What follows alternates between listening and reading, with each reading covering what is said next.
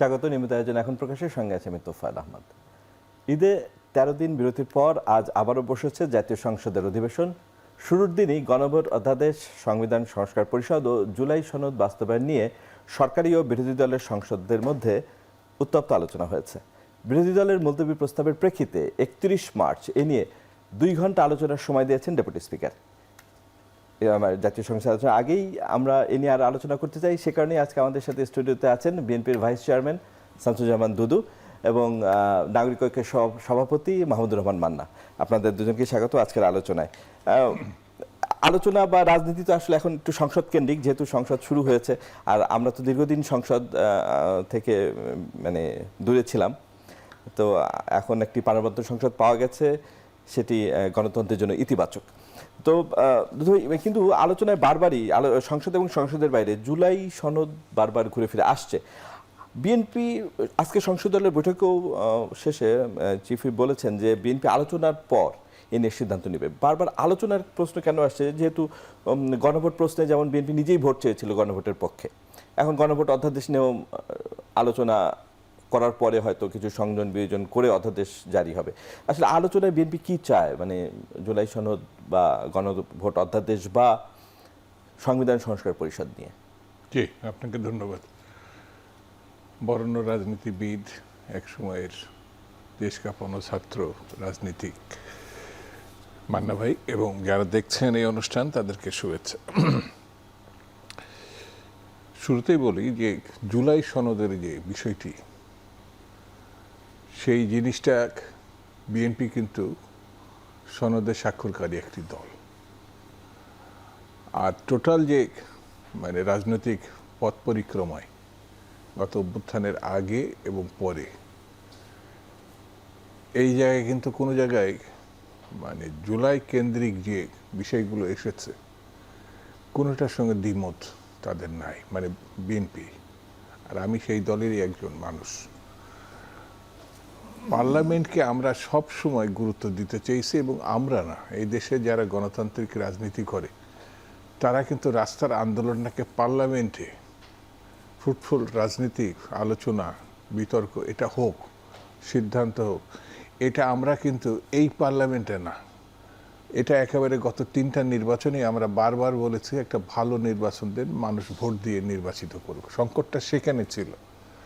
সেই 3টে নির্বাচনের মধ্যে 14 সালের নির্বাচন তো দেখছেন, সেখানে কোনো দলই সেইভাবে দাঁড়াতেই দেওয়া হয়নি। 18 সালে এটা অভিনব একটা ব্যাপার, সারা বিশ্ব দেখলো যে ভোট হবে সকালে, সেটা হয়ে গেছে মাঝরাত্রে। 24-এর কথাটা তো বললাম। এই 3টে নির্বাচন যদি স্বাভাবিক হতো, সুন্দর হতো, হয় বিএনপি জিতত, না আওয়ামী লীগ জিতত, একজন বিরোধী দল হতো, একজন সরকারি দল হতো। কিন্তু এইরকমভাবে আওয়ামী লীগের যে পরিণতিটা আমরা দেখছি, এই মতো ভয়াবহ পরিণতি আমরা মুখোমুখি হতাম না। এবং বলা যায় আওয়ামী লীগ শুধু নিজের দলকে শেষ করে নেয়, এই দেশে গণতান্ত্রিক যে মানে দুই দলের যে একটা মুখোমুখি অবস্থান থাকতো, অর্থাৎ গণতান্ত্রিক মানে বিধি ব্যবস্থায় এই দুই দলে থাকার কারণে কিন্তু মানুষ একটা জায়গা পেত। সরকারি দলে গেলে তার একটা শক্ত বিরোধী দলও পেত, আবার আওয়ামী লীগ গেলে বিএনপি। এটা আমরা দেখেছি 3টে নির্বাচন। কিন্তু আওয়ামী লীগ নিজে শেষ হয়েছে, এখানে দ্বিদলীয় ব্যবস্থা, গণতান্ত্রিক ব্যবস্থা সব কিছু একটা ধ্বংসের মধ্য দিয়ে প্রশ্নের মুখে ফেলে দিয়েছে। এখন যে অবস্থাটা এসছে, এই সুযোগটা পার্লামেন্টে বিএনপি, আওয়ামী লীগ নাই, এই জামাত ইসলাম আর ক্ষুদ্র একটি অংশ হিসাবে এনসিপি। তো এখন আমরা কেন বারবার বলছি আলোচনার মধ্য দিয়ে একটি সিদ্ধান্ত যাওয়া, বিতর্কটা এটা দেশবাসী জানুক, ত্রুটি বিচ্যুতিগুলো ওখানে আলোচনা হোক। এই আলোচনার মধ্য দিয়ে দেশবাসী যেমন জানবে, এই যে আমরা যারা টকশো করি, ওই কথাগুলোই কিন্তু টকশোতে আলোচনা হয়, এবং এই টকশোতে কোনো কোনো ক্ষেত্রে লক্ষ লক্ষ মানুষ দেখে, এবং আজকে না দেখলে এইটা আবার কালকে পরশু এভাবে দেখবে। সেই জায়গায় একটা জনমত, তাদের প্রতিফলন বা তাদের ইচ্ছা অনিচ্ছা প্রকাশ পায় সাংবাদিকতার ক্ষেত্রে। তো এই আলোচনাটা না হলে জুলাই সনদে যে বিষয়টি, যে কেন আলোচনা না ছাড়াই তো আমরা এটা অ্যাকসেপ্ট করে নিতে পারি, তাহলে পার্লামেন্টের দরকার কি? এটা আমার কাছে ব্যক্তিগতভাবে মনে হচ্ছে যে বিএনপির স্ট্যান্ডটা ঠিক আছে। বিএনপি অস্বীকার করেনি, কিন্তু আলোচনার মধ্য দিয়ে সবগুলো শক্তি, পেশাজীবী সবগুলো এক জায়গায় এনে দাঁড় করাতে চাচ্ছে। সেটা শুধু পার্লামেন্ট না, সারা দেশেও একটা জনমত যেন তৈরি হয়। ধন্যবাদ দুদু ভাই। মানা ভাই, আপনার কি মনে হয় অনেকে মানে এই মানে বৈঠকে এবং আরও অন্যান্য জায়গায় সব প্ল্যাটফর্মেই জুলাই সনদ নিয়ে আলোচনা হয়েছে, অনেকে অভিযোগ করেছে যে বিএনপি আসলে নির্বাচনে জয়ের পর এটা নিয়ে আসলে একটু চালাকি করছে বরং আলোচনার কথা বলে। আপনার কি মনে হয় যে কিছু কিছু বিষয়ে হয়তো আলোচনার প্রয়োজন আছে, কিন্তু বিএনপি ঢালাভাবেও যে সব গ্রহণ করেছে তা নয়? আপনার কি মনে হয় যে জুলাই সনদ নিয়ে বিএনপি নির্বাচনে জয়ের পরে বিএনপির অবস্থান সঠিক আছে কিনা? প্রথমে আমি একটা কথা বলি, যে শব্দটা বললেন চালাকি, এইটা খুবই ইনঅ্যাপ্রোপ্রিয়েট শব্দ হলো। কারণ এখানে চালাকি করার বিষয় কি আছে? একটা বিতর্ক কিন্তু হতেই পারে হুইচ ইজ সভরেন, ওই অর্থে বললে পিপুল সভরেন, কিন্তু অপারেটিভ সাইড যদি দেখেন তাহলে পার্লামেন্ট ইজ সভরেন। একটা সিদ্ধান্ত নেবার জন্য আলটিমেটলি পার্লামেন্টে যেতে হবে। আর এইটাও একটা মিসকনসেপশনের মতো হয়ে যাচ্ছে যে জুলাই সনদ মানবেন কি মানবেন না। জুলাই সনদের মধ্যে যে অনেকগুলো নোট অফ ডিসেন্ট আছে, জুলাই সনদের মধ্যেই তো আপনি বলেছেন যে কোনো দল যদি ধরেন যে কোনো একটা ইস্যুতে একটা সাবজেক্টের উপরে বিতর্ক হচ্ছে বা কিছু হচ্ছে, বলছে জনগণের যদি ম্যান্ডেট পায় তাহলে তারা সেই ম্যান্ডেট অনুযায়ী সেটা বাস্তবায়ন করতে পারবে। লাস্ট একটা কথা বলি, আপনি বর্তমানে যে কোনো একটা বিতর্কিত বিষয়ে সিদ্ধান্ত নিয়েছেন, আপনার বিবেচনায় অথবা সবার বিবেচনায় সবচাইতে সঠিক সিদ্ধান্ত, কিন্তু এক মাস পরে মনে হতে পারে যে না, এটার কিছু রেকটিফিকেশন হলে আরও ভালো হতে পারে। আপনি কি তার স্কোপ রাখবেন না? সেই অর্থে যদি কেউ এটা একটা চেঞ্জের কথা বলে তাহলে ভালো।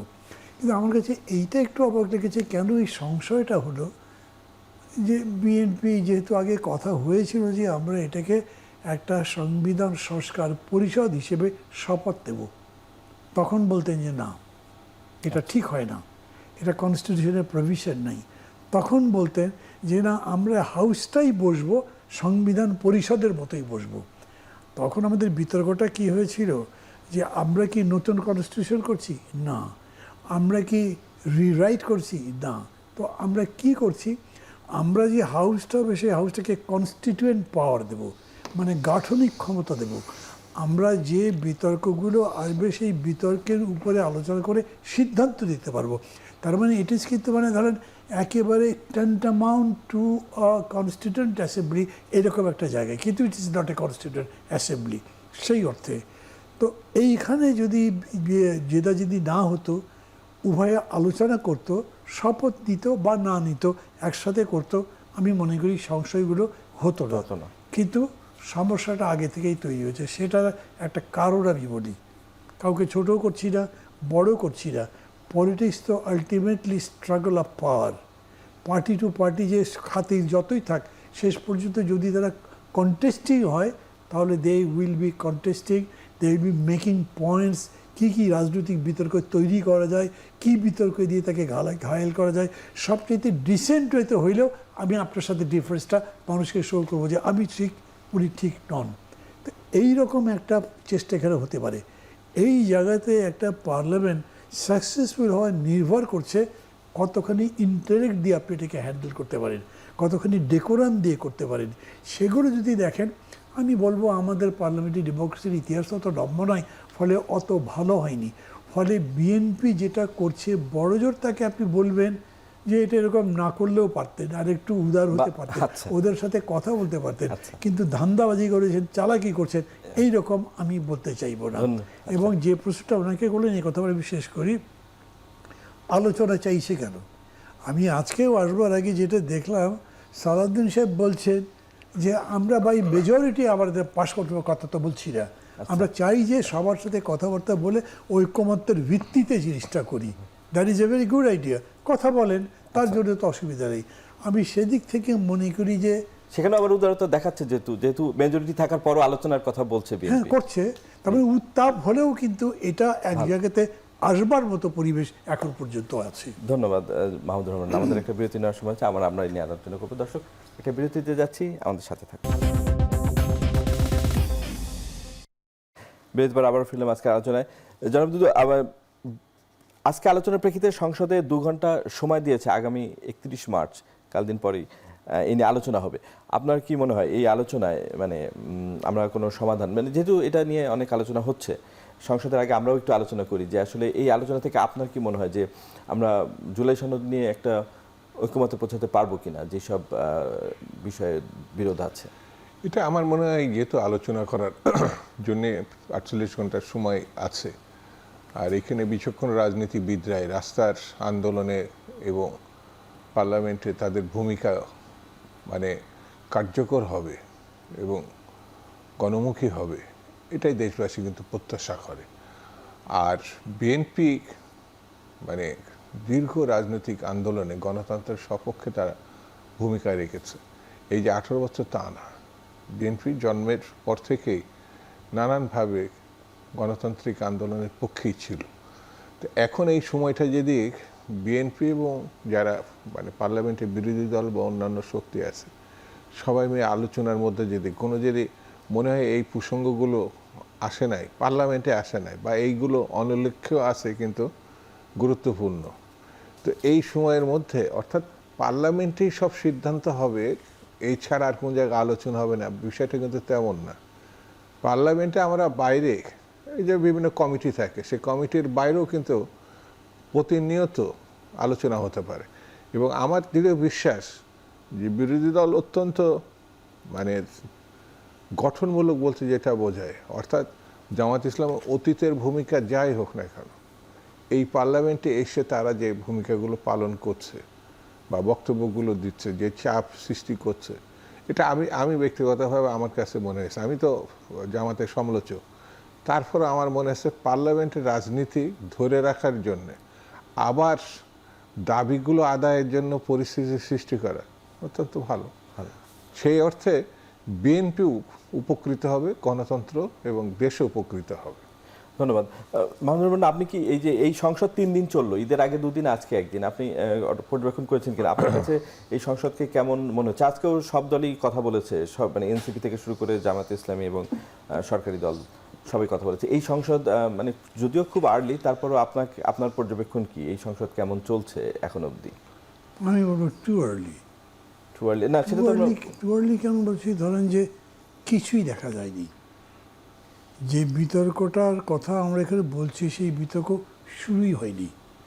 যদি আলোচনা হবে, আরো আমরা বিতর্ক ধরে হবে। নিচ্ছি বা আমরা বলছি জুলাই সনদের ব্যাপারে তো আমরা সবাই একমত। তারপরে মুলতবি প্রস্তাব চেয়েছিল, সময়ও দিয়েছে, এটাও তো এক ধরনের। না, সেগুলো ঠিক আছে। আমি বলছি যে আমরা যে মনে করছি যে জুলাই সনদের ব্যাপারে আমরা সবাই একমত, আমরা একমত না তো। না, তা না, সেটা তো দেখা যাবে। তাহলে এই নোট অফ ইয়ে আছে কেন, ডিসেনশন আছে কেন? এবং নোট অফ ডিসেনশনের ব্যাপারে কথাও বলেছে, আমরা যদি জিতি তাহলে আমরা আমাদের মতো করে বাস্তবায়ন করবো এটা। এবং ওই নোটের মধ্যে ধরেন যতগুলো দাবি আছে প্রত্যেকটা নিচে লেখা আছে, আমি বলছিলাম যে একটু আগে, যে পার্টি যেরকম করে ম্যান্ডেট পাবে সেরকম করে তারা সেটা বাস্তবায়ন করবে।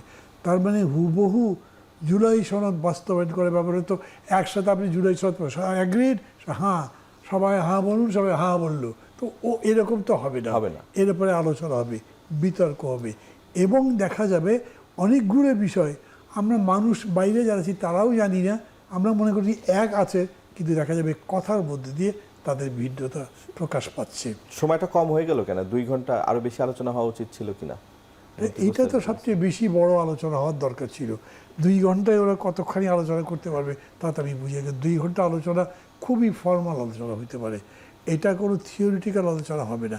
এখন যদি এমন হয় যে সংসদের বাইরে বলতে আমি বলছি যে পেরিফেরির মধ্যেই নিজের আলোচনা করে এই ব্যাপারে ডিফারেন্সটা সর্ট আউট করার চেষ্টা করলো, সেটা একটা। তা যদি না হয় তাহলে 2 ঘন্টা আলোচনা নিশ্চিতভাবেই অনেক কম সময়ের কথা বলে। এবং এতে হবে কি, ধরেন বসবে যখন, বসবার পরে চেষ্টা করবে কিন্তু মিলবে না, যখন মিলবে না তখন শেষ পর্যন্ত মেজরিটি মাইনরিটি 2/3 দিকে যাবে। Which will be bad presidents. আচ্ছা। একটা সিস্টেম আছে, কিন্তু এইটা অনেকেই মনে করবো তার মানে আমরা একপথ থাকতে পারলাম না।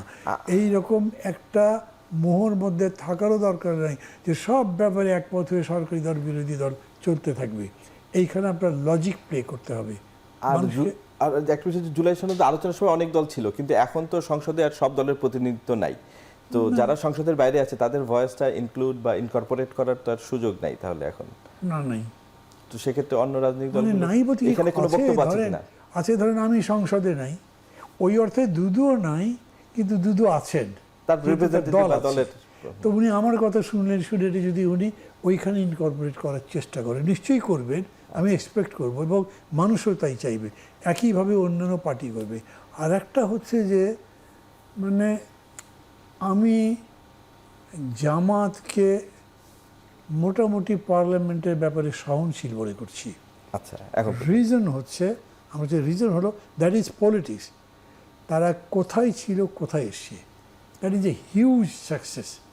তারা এই সাফল্যটা ধরে রাখতে চাইবে, এটা একটা জটিলতার মধ্যে ফেলতে চাইবে না। এরকম করে এগিয়ে তারা মনে করবে যে আমরা প্রতিদিন পয়েন্টস বানাবো, প্রতিদিন আমরা ইন্টেলেকচুয়ালি বিএনপিকে ডিফিট করব, এবং আমরা আরও উপরে যাব, এবং আলটিমেটলি যখন ভোট হবে তখন আমরা জিতব।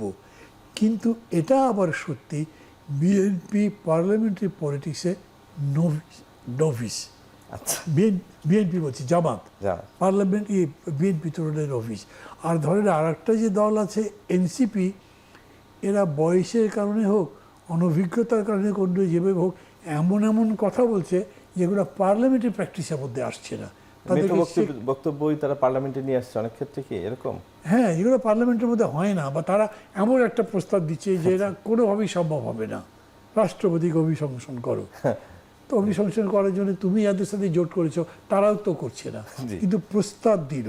এরকম হতে পারে, তাদের মনে হতে পারে যে আমরা মাইনরিটি হলেও আমরা যত জোরের সাথে বলছি আমাদের কথাই সত্যি, এবং আমাদের কথার পিছনেই আলটিমেটলি মানুষ র্যালি করবে। তার মানে ওই ডিফারেন্সগুলো নিয়েই আমরা চলতে থাকবো, এটা মেনে নিয়ে যাওয়া ভালো। ধন্যবাদ, ধন্যবাদ মাহমুদুর রহমান। আমাদের আরেকটা বিরতি নেওয়ার সময় হচ্ছে। দর্শক, আমরা আরেকটা বিরতি যাচ্ছি, ফিরে আসছি একটু পরে। বিরতির পর আবারও ফিরলাম আলোচনায়। মাহমুদুর রহমান, আপনার কাছে একটু আসি যে সংসদের বাইরে আমরা তো আলোচনা করলাম, সংসদের বাইরে একটা ইস্যু নিয়ে কথাবার্তা হচ্ছে যে এনসিপির এক তরুণ নেতা ডিপ স্টেটের কথা বলেছেন সম্প্রতি, তিনি দায়িত্বেও ছিলেন সরকারে। ডিপ স্টেটের কিছু অভিপ্রায় অভিলাষ নিয়ে তিনি কথা বলেছেন। ডিপ স্টেট আদৌ আছে কিনা এদিনেও আমরা এর আগে আলোচনা করেছি। তিনি কথা বলার পর বিষয়টা আবার একটু প্রকাশ্যে এসছে। আপনার কাছে কি মনে হয়, এগুলো কি রেটরিক না আসলেই ডিপ স্টেট বলে কিছু আছে, এবং আমাদের দেশে নির্বাচিত অনির্বাচিত বিভিন্ন সরকারের সময় এরা সক্রিয় থাকে? মানে ডিপ স্টেট তো লিগালি নেই, লিগ্যালি নেই। ডিপ স্টেট কনস্টিটিউশনালি বা স্ট্রাকচারালি ভিজিবলি নেই, বা ডিপ স্টেট আছে। কেনেডিকে কে হত্যা করলো এবং তার কি বিচার হলো আলটিমেটলি? এইরকম করে পৃথিবী জুড়ে দেখেন অনেক বড় বড় হত্যাকাণ্ড, রেজিম চেঞ্জ, একটা দেশের ভেতরে অনেক অনাসৃষ্টিকাণ্ড ঘটে যাচ্ছে। সবাই একে দুষছে, ওকে দুষছে, ইত্যাদি ইত্যাদি, এবং তারপরে দেখা যাচ্ছে যে কিছুই ধরা গেল না। এটা কেবল বাংলাদেশের বিষয় নয়, আমাদের দেশেও আছে। কিন্তু সেখানে যাওয়ার আগে আমি বলি, এই যে ট্রাম্পের যখন ইলেকশন হলো তখনই কেজিবির ইনভলভমেন্ট নিয়ে অনেক কথাবার্তা হলো। What is KGB in USA? এমনি ডিপ স্টেট ধরে নিয়ে বাংলাদেশের বেলা বা অনুন্নত দেশে বাইরের দেশগুলো হস্তক্ষেপ করে, ভেতরে ভেতরে গোপনে গোপনে কাজ করে। কিন্তু আমেরিকাতে বাইরের দেশ কাজ করবে কি? ওখানে করলে পেন্টাগন বা সিআইএ করে, তারাই ডিপ স্টেট, তারাই ঠিক করে কাকে রাখবে, কাকে মেরে ফেলবে। আমি কোন বইয়ে পড়েছিলাম আমার মনে নেই, যে পাকিস্তানের একজন প্রাইম মিনিস্টারকে বা প্রেসিডেন্টকে হত্যা করবার নির্দেশ দিয়েছে ইন্ডিয়ান স্টেটের একটা সর্বোচ্চ পর্যায়ের লোক, কিন্তু কেউ স্বীকার করছে না। তো তার মানে এরকম যদি হয়, যেমন মনে করেন যে মারা গেল, কি বলে আপনার জিয়াউল হক, কেমনে মারা গেল? আমের বাক্স ঝুড়ি বাস্ট হয়ে গেল। এটা তো নিশ্চয়ই একটা পুরো কনস্পিরেসি। তো কিছু তো হলো না সেটার জন্যে। এই ধরনের ঘটনার পেছনে ডিপ স্টেট ডেফিনেটলি আছে। আমি যদি এরকম করে আপনাকে বলি যে ধরেন 15th আগস্ট যে করলো, এটার কি হোল স্টোরি আমরা জানি, বা তারপরে যতগুলো কাউন্টার কু হয়েছে সেগুলোর স্টোরি তো আমরা সব কিছু জানি না। এবং আমি অন্তত এইটুকু বলতে পারি, একটা সময় তো ছিল মার্শাল্লাহ হয়েছে, তারপরে পলিটিক্যাল পার্টি হচ্ছে, এবং পলিটিক্যাল পার্টি হচ্ছে রাষ্ট্রের ছত্রছায়ায়, রাষ্ট্রের ক্ষমতার অধীনে, এবং আমরা দেখতে পাচ্ছি কিন্তু আমাদের করার কিছু নেই। পার্টিটা হয়ে গেল, তারপরেও কিছু করা গেল না। আচ্ছা। তো এটা কিভাবে হয়? তো ওইখান থেকে মনে হয় যে ডিপ স্টেটের ব্যাপার আছে। আর সজীব ভুঁইয়া যখন এই কথা বলে, কিন্তু ঠিক ফেলে দেওয়ার নয়। আচ্ছা। আমি এটুকু মনে করতে পারি, বয়স কম, অভিজ্ঞতা কম, এইভাবে কি বলতে আছে নাকি? তার বাইরে আপনি অস্বীকার করবার কোনো যুক্তি খুঁজে ধন্যবাদ পাবেন না। ধন্যবাদ না দুদু ভাই, আপনি মানে বিএনপি সরকারে আছে, সরকারে থাকলে ডিপিএসটির সাথে বেশি যোগাযোগ বা রেজিস্ট করতে হয়। আবার ১/১১ ঘটনা আছে, বিএনপি ক্ষতিগ্রস্ত হয়েছে ১/১১ ঘটনা। ১/১১ ঘটনাও এক ধরনের ডিপ স্টেট অনেকে বলেন। তো এই ধরনের ডিপ স্টেট যদি থেকে থাকে, এবং শেখ হাসিনাও একসময় ডিপ স্টেট, মানে সরাসরি ডিপ স্টেট বলে না, কিন্তু সেও একসময় বলেছে ৯৯ সালে কেন সে ক্ষমতা থেকে গিয়েছে, এরকম নানান অভিযোগ আছে। তো এই ধরনের ডিপ স্টেট যদি থেকে থাকে, একটা 2/3 মেজরিটি নিয়ে একটা সরকার ক্ষমতায় আছে, তারা কি ডিপ স্টেটের স্বার্থকে মানে জলাঞ্জলি দিয়ে দেশের মানুষের স্বার্থ রক্ষা করতে পারবে? সবার আগে বাংলাদেশ, যেখানে বিএনপির নীতি। আমার কাছে মনে হয় এই ক্ষেত্রে ডিপ স্টেট বলতে যেটা আমরা মিন করছি, গণতান্ত্রিক রাজনীতিতে সুসংগঠিত যেটি পরিমণ্ডল তৈরি হয়ে থাকে, তাহলে বাইরে মহল বিশেষ যাই করুক না কেন সেটা ঠেকানোর ক্ষমতা সরকারের থাকবে বা শুভ শক্তি থাকবে। আমি এটাকে ডিপ স্টেটের এখানে স্বাভাবিক গণতান্ত্রিক রীতিনীতির বাইরে, এটা সারা বিশ্বে, যেটা মান্না ভাই বললেন, আমার দেশেও আছে। তো তারা বিভিন্নভাবে রাজনীতিকে তারা তাদের নিয়ন্ত্রণে আনতে চায় বা কাজ করতে চায়। তো এটা তো হঠাৎ আসছে এমন না, তো এটা তো বিভিন্ন সময় বিভিন্নভাবে বিভিন্ন দিক আমরা যদি দিক, ওটা আমাদের দেশেও ছিল, শেখ মুজিব থেকে শুরু করে। আমি পাকিস্তান আমলের কথা বাদই দিলাম, মানে বাংলাদেশের ক্ষেত্রে যেমন পাকিস্তানে যদি যাই, মিস্টার ভুট্টো, যিনি পাকিস্তানটাকে ভাঙছে বলে সবাই মনে করে, তো আমাদের বাঙালি স্বার্থের একেবারে পরিপন্থী তার ভূমিকা ছিল।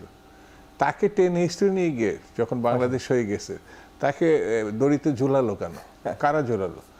ও তো পাকিস্তানের স্বার্থ রক্ষাই মানে জনগণের থেকে বলবো না, যেসব মহলরা চাইছে ক্ষমতাটা তাদের মধ্যে থাকুক, তাদের পক্ষিত ছিল সে।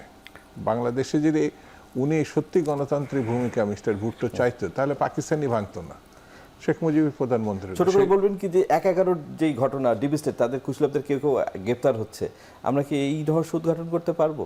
বিএনপি তো সরকারে আছে, ওই সময় ১/১১ বিএনপি ক্ষতিগ্রস্ত হয়েছে আমি এটা বলবো না, গণতন্ত্র ক্ষতিগ্রস্ত হয়েছে, টোটাল গণতন্ত্র দেশই ক্ষতিগ্রস্ত। আমরা যে ধারাবাহিক একটা অবস্থা তৈরি মানে দিকে যাচ্ছিলাম, সেই জায়গাটা এটা ব্রেক হয়ে গেছে। সেই জন্য ওই সময় যারা মানে গণতন্ত্রের বাইরে দেশকে নিয়ে গেছে বা বাংলাদেশের স্বাভাবিক বিষয়টি নিয়ে গেছে, তারা সত্যিই একটা মানে আমি বলবো এই জায়গাটায় ভয়ঙ্কর ক্রিমিনাল। এখন যে উদ্যোগটা নিছে, আমার বিবেচনায় এটা শুভ উদ্যোগী।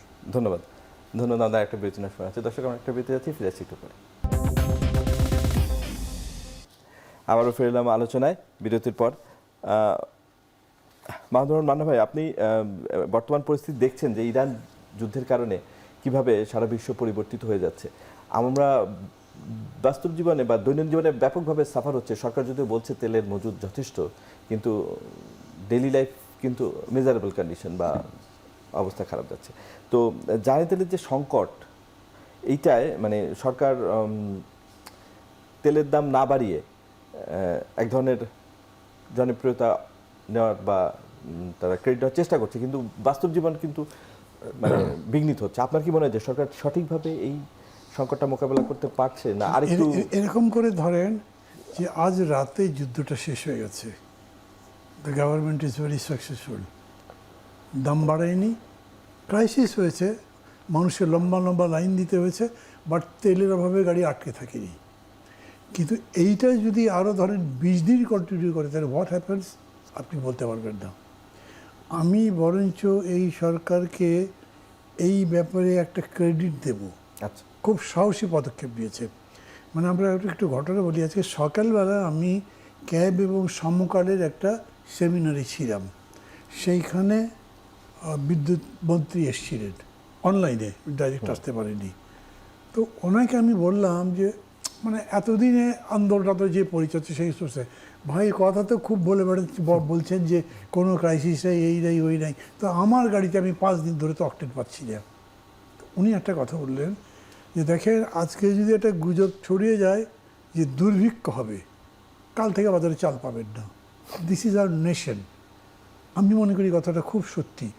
আমরা কিন্তু যেরকম হুজুগে চলি, আমরা যেরকম ওভার স্পেকুলেটিভ, সবাই এরকম না, ভালো করে স্পেকুলেট করে তারপরে ঠিক করে। তো এইখানে এই সমস্যাটা হয়েছে যে এই কন্ট্রোলটা রাখতে পারেনি, মার্কেটের উপরে না, ইকোনমির উপরে না। এই গভর্নমেন্ট হয়েছে 45 দিনে, তো কারো কিছুর উপরে কন্ট্রোল হয়নি তো তাদের, ফলে তারা প্রেডিক্ট করতে পারছে না, তারা নিজেরাও ভয়ে আছেন। কিন্তু দেয়ার আর গার্ড, এইটা আমার মনে হয় যে তারা চেষ্টা করছেন যাতে এটা না বাড়ে। ধন্যবাদ। ধন্যবাদ।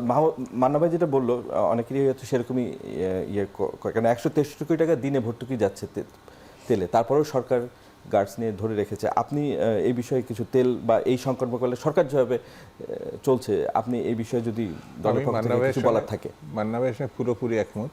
যেভাবে চলছে, যেভাবে সরকার মোকাবেলা করছে, আমি সরকারকেও ধন্যবাদ দিতে চাই। এই প্রথম নিজের প্রতি, অর্থাৎ সরকার তার নিজের প্রতি আস্থা রেখে মানুষের পক্ষে দাঁড়ানো। ওই যে বললেন না যে কোনো কারণে যদি বলা যায় যে দুর্ভিক্ষ হচ্ছে কিন্তু কোনো ঘটনা নাই, দেখবেন যে বাজারে চাল নাই। জাস্ট লাইক দেখেন বিভিন্ন জায়গায় গোয়ালঘরের মধ্যেও 25-30 হাজার গ্যালন তেল আমরা পাচ্ছি, এবং এই নিউজ কিন্তু প্রতিদিনই আসছে। পানি ট্যাঙ্কের ভিতরে পাচ্ছে, তেল তো আছে, কিন্তু সরকারও দাম বাড়ায়নি। অর্থাৎ দাম বাড়িয়ে ওই যে আমি মজুত করছি ওটা বেশি টাকা আমি বিক্রি করতে পারবো তাও না, কিন্তু ওই টাকার মধ্যেই তাকে থাকতে হচ্ছে, অর্থাৎ অপেক্ষা করছে ক্রাইসিস আরও তীব্র হবে, বাধ্য হয়ে সরকার বাড়াবে দাম, তখন ওরা ছাড়বে। প্রশ্ন হয়েছে আমাদের নৈতিকতাটা একেবারে নিম্ন পর্যায়ে চলে গেছে। আমরা মানুষ হিসেবে যেমন মুক্তিযুদ্ধ করেছি, ঠিক তেমনি আবার কোনো না কোনোভাবে আমাদের নৈতিকতা বা বিভিন্ন জায়গায় আমাদের ধস নেমে গেছে। এই জায়গাটাই সম্মিলিতভাবে আমরা বিভিন্ন পত্রপত্রিকার মাধ্যমে জানি যে কোনো কোনো দেশে রোজার সময় মানে মুসলিম দেশগুলোতে দাম কমে আর আমাদের দেখে দাম বাড়ে। ঠিক তেমনি এই তেলের ক্ষেত্রে আমার মনে হয়েছে পরিস্থিতিটা মানে এটা না করলেও পারত ব্যবসায়ীরা, মানে এটা ওপেন মার্কেটে থাকলে তারপরে তো আমরা দেখতাম যে তেল আছে কি নাই। 1 মাসের ভিতর এখনো অন্যান্য দ্রব্যমূল্যের দাম বাড়েনি, সেটাও একটা না 45 দিনের সরকার। মান্না ভাই যেটা বললেন আমার কাছে মনে হয় যুদ্ধেরও 1 মাস প্রায়। হ্যাঁ, আর যুদ্ধ রয়েছে 1 মাস। অনেক দেশে এমার্জেন্সি ডিক্লেয়ার হয়েছে, কিন্তু আমার দেশে কিন্তু এখনো সেটাও হয়নি। সেই জন্য আমি মনে করি আমাদের দেশের মানুষ, সরকার অনেক পজিটিভ। ধন্যবাদ সঞ্জয় দুধ এবং মাহমুদুর মান্না আপনাদের এই আলোচনায় যোগ দেওয়ার জন্য। দর্শক, আজ এখানেই শেষ করছি, আবারও দেখা হবে সমসাময়িক বিষয়ে। ভালো থাকবেন, শুভরাত্রি।